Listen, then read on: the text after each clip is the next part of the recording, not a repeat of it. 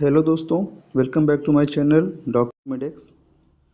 पदार्थ विज्ञान की इस सीरीज में हम पढ़ रहे हैं कार्य कारण सिद्धांत। हमारा जो टॉपिक है वो है कार्य कारण से कार्य की उत्पत्ति में विविध मत। जितने भी सिद्धांत दिए गए हैं जैसे सत्य कार्यवाद, असत्य कार्यवाद, है ना, पीलूपाकवाद, परिणामवाद, ये सब क्षणभंगुरवाद, ये सब हम एक एक करके देखेंगे। इस वीडियो में हम कवर करेंगे सत्य कार्यवाद और असत्य कार्यवाद, ठीक है ना। और एग्ज़ाम में देखा जाए तो इस चैप्टर से 10 मार्क्स का क्वेश्चन आता है। क्वेश्चन ऐसे रहता है कि कार्य कारण सिद्धांत क्या होता है, इसको उदाहरण सहित समझाइए, इसके महत्व को बताइए, और किसी एक सिद्धांत, कोई एक सिद्धांत दिया रहेगा या सत्य कार्यवाद या असत्य कार्यवाद, इसको बताइए।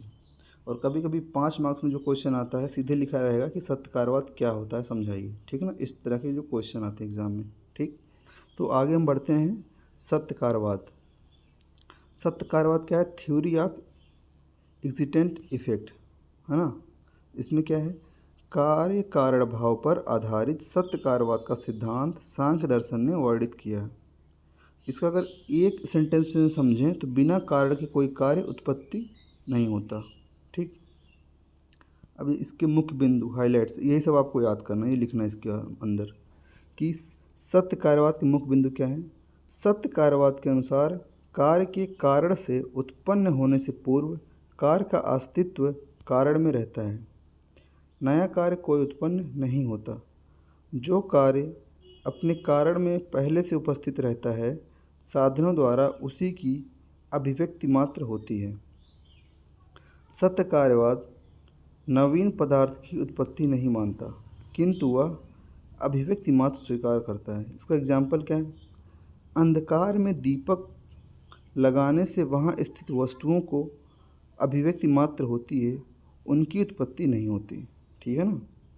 सत्य कार्यवाद के मत में प्रत्येक पदार्थ अपने अपने कारण में अव्यक्त रूप में उपस्थित रहता है, उसी को साधनों द्वारा व्यक्त किया जाता है, ठीक है ना। मतलब एक्सप्रेस नहीं हुई रहती, बाद में उसको साधनों के द्वारा व्यक्त किया जाएगा। जिस वस्तु में जिस कार्य की उपस्थिति नहीं रहती वह उससे कभी व्यक्त नहीं होता। कहने का मतलब ये है, इसके उदाहरण से समझिए।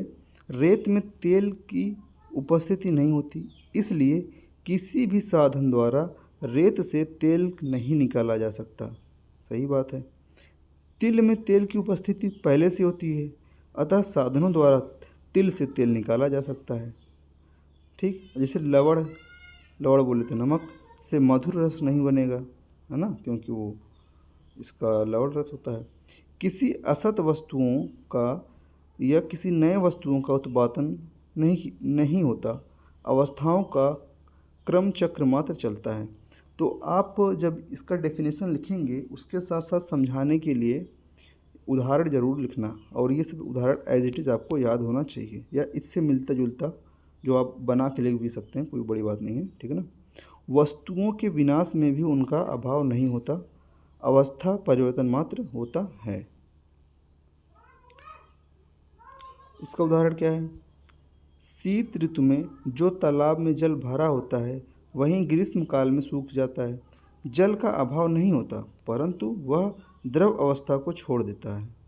कारण की व्यक्तावस्था का नाम कार्य है और कार्य की अव्यक्तावस्था का नाम कारण है। तो ये लाइन इंपॉर्टेंट है ना। कारण की व्यक्तावस्था मतलब कोई चीज़ व्यक्त हो रहा है तो क्या हो रहा है? कार्य हो रहा है, और जो अव्यक्त है वो क्या है? कारण है।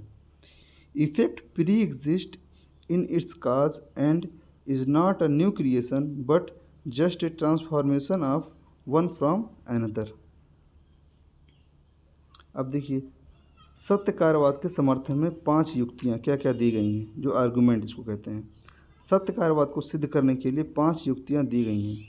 असत अकारणात्, उपादान ग्रहणात्, सर्वसंभव भावात्, सक्तस्य शक्य कारणात्, कारण भावाच्च सत्कार्यम, ठीक। अब एक एक करके हम देखेंगे। असत अकारणात् क्या है? जो नहीं है, मतलब जो असत है, उसमें निर्माण करने का सामर्थ्य नहीं, अकरण है। असत से सत की उत्पत्ति नहीं होती। उदाहरण क्या है? खरगोश में सींग की उत्पत्ति नहीं हो सकती, है ना। खरगोश में सींग असत होते हैं, जो नहीं होते हैं, कभी नहीं। अतः खरगोश में कभी सींग की उत्पत्ति नहीं होती। वातज हेतुओं में पित्त की व्याधि नहीं हो सकती, सही बात है। फिर आते हैं उपादान ग्रहणात्। किसी विशिष्ट कार्य को उत्पन्न करने के लिए किसी विशिष्ट कारण को ही चुना जाता है। कोई अगर विशेष कार्य है तो कोई विशेष कारण भी होगा, ठीक है ना। कारण का कार्य से संबंध होना चाहिए। कारण का कार्य से संबंध होने पर भी कारण से कार्य उत्पन्न हो सकता है, क्योंकि कोई भी कार्य तभी उत्पन्न होगा जब कोई कारण होगा। जिस वस्तु का निर्माण करना है उसी के अनुरूप कारण का चुनाव किया जाता है। इसका उदाहरण क्या है? वस्त्र निर्माण करने के लिए धागों का ही ग्रहण किया जाता है, किसी अन्य कारण का नहीं। कहने का मतलब अगर आपको वस्त्र बनाना है तो धागे से ही बनाएंगे, है ना। इन्हें कि स्टील से बना देंगे आप, क्या पानी से बना देंगे, या हवा से कोई वस्त्र बना देंगे, ठीक है ना। तो ये चीज़ें हैं, जो चीज़ मतलब संभव है वो उसकी बात हो रही है यहाँ पे। उरह भाग का शोधन करने के लिए वमन नामक पंचकर्म का ही चुनाव किया जाता है, विरेचन आदि का नहीं, ठीक। फिर आता है सर्व संभव भवात्। सभी कार्य सभी कारणों से उत्पन्न नहीं होते, एक विशिष्ट कारण से संबंधित कार्य ही उस कारण से उत्पन्न होता है। इसका यह अर्थ है कि कार्य अपने कारण में पहले से ही विद्यमान रहता है, ठीक। इसका उदाहरण क्या है? वातज हेतु से पित्तज व्याधियाँ उत्पन्न नहीं हो सकती। पानी से दही नहीं जमाया जा सकता, दही हमेशा दूध से जमाया जाएगा, ठीक है ना। सक्तस्य शक्य करणात्। जो कारण जिस कार्य को उत्पन्न करने के लिए सक्त या समर्थ हो वह वही कार्य को उत्पन्न कर सकता है, अन्य कार्य को नहीं। उदाहरण क्या है? आम का बीज आम के वृक्ष को ही उत्पन्न करने में समर्थ है, अन्य किसी वृक्ष को नहीं। ऐसा नहीं कि आप अगर आम का बीज लगाएंगे तो वहाँ से अंगूर का पेड़ बन जाएगा, ऐसा नहीं, वो आम ही बनेगा, ठीक है ना। त्रिकटु का उष्ण तिछड़ादि गुण कम होने पर वह पाचन दीपन आदि का कार्य नहीं कर सकता। अब हम पढ़ते हैं कारण भावात्। कारण और कार्य को एक ही कहा जा सकता है, उनमें केवल अवस्था भिन्नता है। एक व्यक्त अवस्था है और एक अव्यक्त अवस्था है। उदाहरण क्या है इसका? धागे से वस्त्र, बीज से वृक्ष, हेतुओं से व्याधि। उपरोक्त आधार पर यह निश्चित कहा जा सकता है कि कार्य की उपस्थिति कारण में पहले से ही होती है। कार्य केवल अव्यक्त रूप में रहता है। निमित्त के सहयोग से कार्य अव्यक्तावस्था से व्यक्तावस्था को प्राप्त करते हैं। सांख्य दर्शन जो होता है, सांख्य दर्शन के अनुसार सत का कभी अभाव नहीं होता और असत को कभी सत के रूप में परिणत नहीं किया जा सकता। सांख्य दर्शन के अनुसार ना तो किसी वस्तु की उत्पत्ति होती है और ना विनाश, वस्तु का केवल रूप बदलता है। जैसे energy can neither be created nor be destroyed, it can transform from one form to another form, वही है सांख्य दर्शन, ठीक है ना। जैसे first law of thermodynamics quite similar of Samkhya theory, it state total amount of energy in the universe is constant, energy has to end up either in the original form or in the different form, ठीक है ना। अब देखिए सत्यकारवाद का आयुर्वेद में महत्व, ये important है। देखिए आप जो भी चीज़ें लिखेंगे एग्ज़ाम में 10 मार्क्स में कुछ भी आप लिखेंगे तो उसमें आयुर्वेद का महत्व हेडिंग जरूर डालिएगा, क्योंकि आप आयुर्वेद पढ़ रहे हैं तो उस पर डेफिनेटली मार्क्स मिलेंगे, अच्छे मार्क्स। इसमें क्या है? आयुर्वेद संहिताओं में रसों की उत्पत्ति महाभूतों से बताई गई है। जैसे मधुर रस पृथ्वी और जल महाभूत से बना है, अम्ल रस पृथ्वी और अग्नि महाभूत से बना है, लवण रस जल और अग्नि से, कटु अग्नि वायु, तिक्त वायु प्लस आकाश, कषाय पृथ्वी और वायु। इसका यह अर्थ है कि महाभूत कारण है और रस क्या है? कार्य है, ठीक है ना। तो इस कारण से इस कार्य का उत्पत्ति हो गया। फिर क्या है? चरक संहिता के स्रोत विमान अध्याय में स्रोतों की दुष्टि हेतु और उनके होने वाले दुष्टि लक्षणों का वर्णन किया गया। यह उदाहरण भी कार्यकारण सिद्धांत का द्योतक है। उदाहरण क्या है? अनुचित काल में अधिक आहार ग्रहण करना, अहितकर भोजन करना और जठराग्नि का विकार युक्त होना अन्य व स्रोतस की दृष्टि के हेतु हैं, और इनसे आहार ग्रहण करने की अभिलाषा न होना, अरुचि और अविपाक यह लक्षण उत्पन्न होते हैं। जिन हेतुओं के सेवन से दोष प्रकोप होता हुआ व्याधि का निर्माण होता है उन्हीं हेतुओं के विपरीत गुणों के द्रव्यों से उस व्याधि का चिकित्सा का नियोजन किया जाता है। यह भी कार्य कारण सिद्धांत को यह स्पष्ट करता है। इस विषय को त्रिसूत्र आयुर्वेद में स्पष्ट किया गया है। त्रिसूत्र क्या था?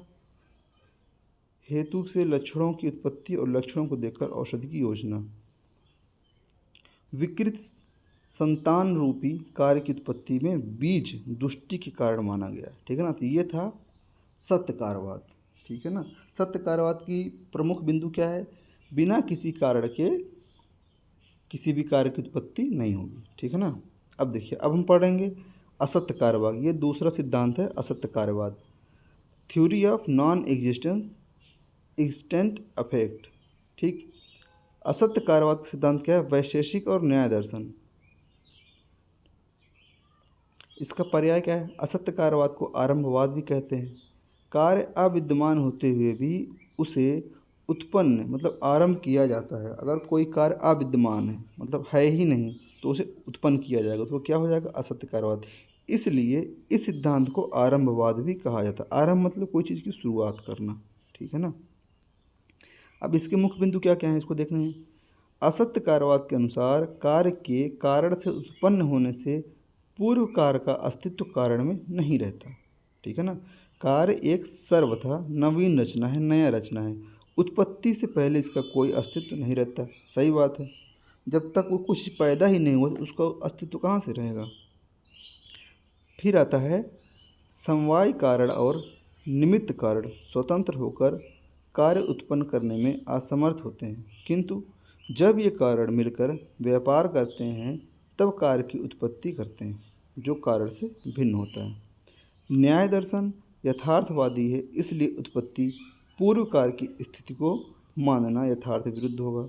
असत्य कार्यवाद पर यह प्रश्न उठाया जाता है कि यदि असत्य मतलब अविद्यमान कार्य उत्पन्न होता है तो खरगोश में सींग जैसा अविद्यमान कार्य भी उत्पन्न होना चाहिए, किंतु न्याय मंजरी में इसका समाधान देते हुए कहा गया है कि असत्य कार्यवाद के अनुसार अविद्यमान की उत्पत्ति नहीं होती, ठीक, अपितु जो उत्पन्न हुआ है उसे उत्पत्ति के पूर्व असत माना जाता है।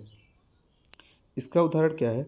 यदि फल पहले से विद्यमान है तो बीज को बोने का कोई प्रयोजन नहीं है, ठीक। अगर हम मान लें कि फल पहले से है तो हम बीज क्यों ही बोएंगे? इसका मतलब ये गलत हुआ ना। जब हम बीज बोएंगे तभी ना फल होगा। यदि बीज को बोया जाता है तो सिद्ध है कि फल पहले नहीं था।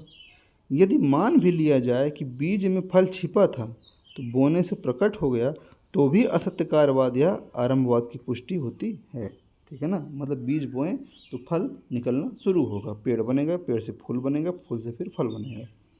उपयोग योग्य फल पहले नहीं था, बोने के बाद उस फल की उत्पत्ति हुई है, ठीक। आगे बढ़ते हैं। असत्य कार्यवाद में प्रस्तुत विचार सत्य कार्यवाद से सर्वथा विरुद्ध प्रतीत होते हैं। Effect does not pre exist in its cause but it is new creation. अब इसमें समर्थन में क्या क्या युक्तियां हैं, आर्गुमेंट क्या क्या हैं। असत्य कार्यवाद को सिद्ध करने के लिए कुछ युक्तियां दी गई हैं। यदि कार्य उत्पत्ति के पूर्व कारण में उपस्थित रहता तो उसे उत्पन्न करने के लिए निमित्त कारण की आवश्यकता नहीं होती।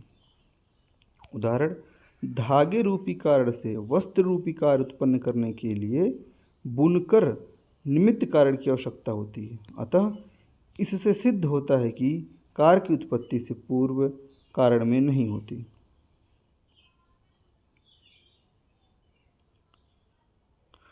दोषों कारण में विषमता कार्य उत्पन्न करने के लिए मिथ्या आहार विहार रूपी निमित्त कारण की आवश्यकता होती है, ठीक।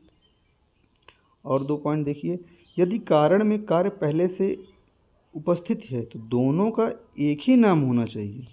दोनों को अलग अलग नाम से जानने की क्या आवश्यकता है, परंतु दोनों के लिए भिन्न भिन्न शब्दों का प्रयोग होता है। अतः कारण कार्य कारण में उपस्थित नहीं रहता। एक बार कहेंगे कार्य कारण में उपस्थित रहेगा, फिर कहेंगे कि कार्य कारण में उपस्थित नहीं रहता।